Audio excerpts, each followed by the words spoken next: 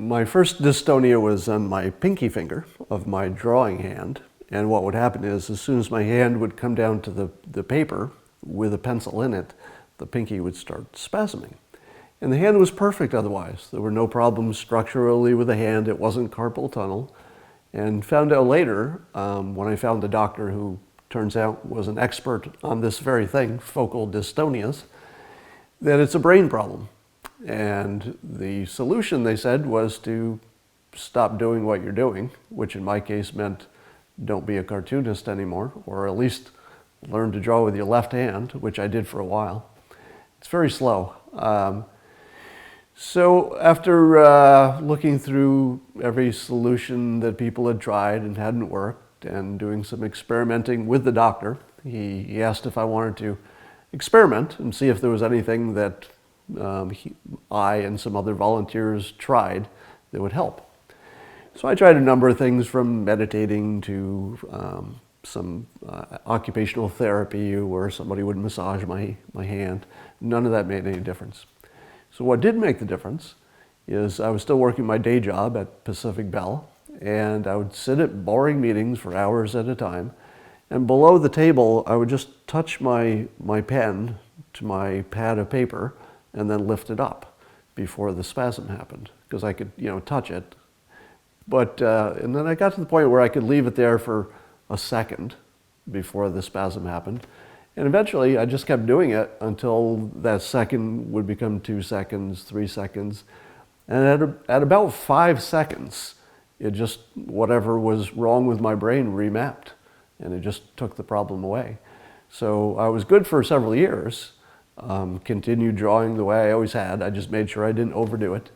And it was years later, and once again I overdid it, and it was exactly the same reason. I was preparing for a vacation in both cases and trying to get ahead on my work, and I worked through the pain, which I shouldn't have, and the dystonia came back.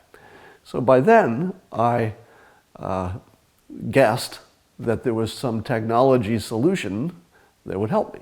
And what I was thinking is that since the problem was in my brain, and I knew it was in my brain because when I drew left-handed, as soon as my left hand touched the paper with the pen, my right hand would spasm. So that tells you it's not in the hand, it's in the head. So I thought if I could find some way to draw on a pad or on the computer, if such a thing existed, and I wasn't sure it did at that time, then maybe my brain wouldn't recognize it as drawing, and it wouldn't give me the spasm.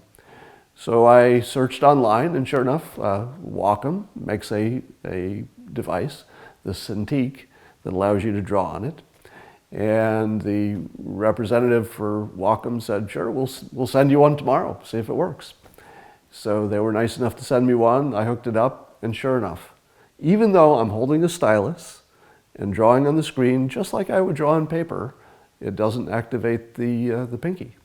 I don't know why, other than my brain doesn't recognize it as drawing.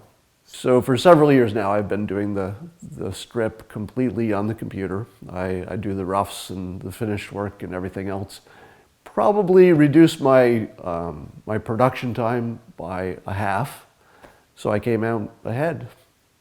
When the voice problem started, I didn't make any connection between my earlier problems with my hand, because I didn't really think of them as spasms. The voice problem was just a voice problem, and the spasm was a spasm.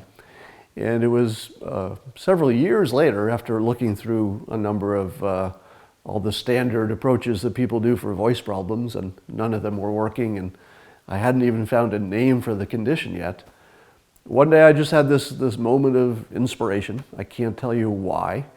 And I thought to myself, well, maybe these two things are connected. There were two things that went wrong with my body, and one is called a dystonia, and the other is about my voice. So I Googled voice dystonia, and up pops this YouTube clip of someone with a spasmodic dysphonia problem. And it took me 5 seconds to realize this was exactly what I had, because the person on the video spoke exactly like I was speaking at the time.